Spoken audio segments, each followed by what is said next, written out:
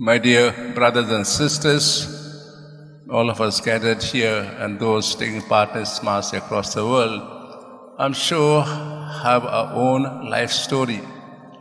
We tell about our birth, we tell about our parents, we tell about our education, we tell about where we are at this moment and why we are at this moment. Did we ever anyway recall to mind your call that you received? Called to be religious, called to be a priest, called to be a husband, called to be a wife, called to be a father, or called to take up this occupation and so on.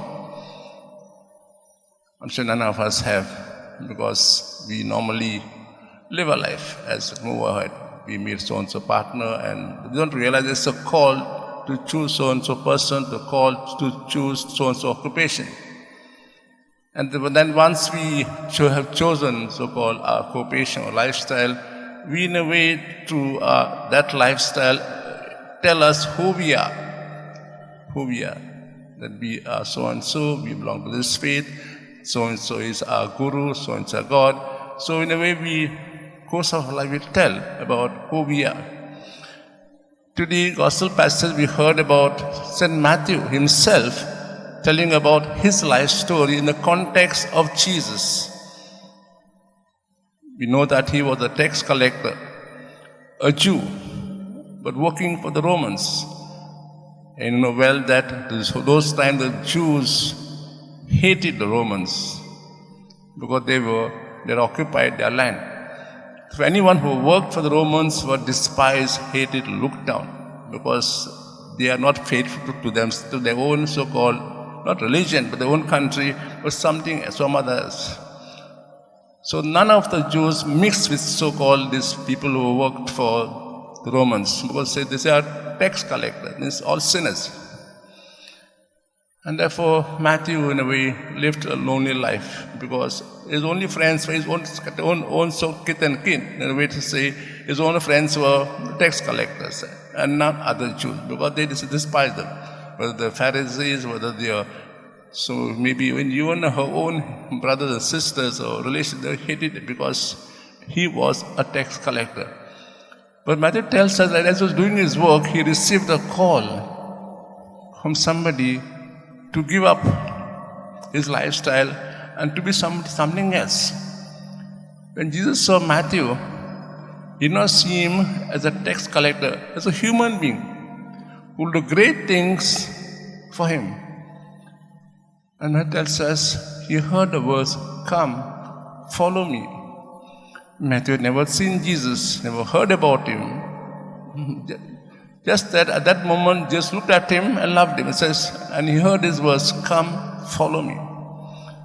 And Matthew, in a way, sees something in that man. At least all that he has, his own occupation, his own family, his own security, and goes after the man whom he never known. But is he happy after? He's the most happiest person that he left so-called his one lifestyle and began to live different lifestyle. And much later you find, after Jesus died, rose, he began to write about his call in the context of Jesus, linking his life to Jesus, and all about Jesus did and said. And thus we have the story of Jesus told by Matthew. And for doing this, he had to die. It is said he died in Ethiopia because he was against the king who ruled in sin and rebuked him. He was put to death by the sword. All of us, as I said, have a call. What is my call? How do I live my call?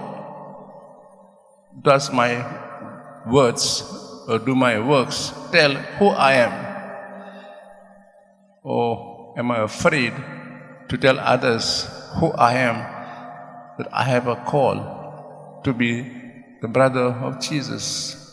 So he is my friend, he is my God. I live the faith because I belong to him.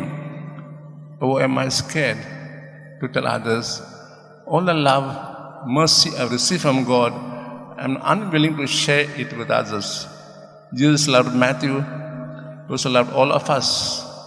As he had compassion on Matthew for his so-called lifestyle, he also has compassion on us and shows us the way to a better life.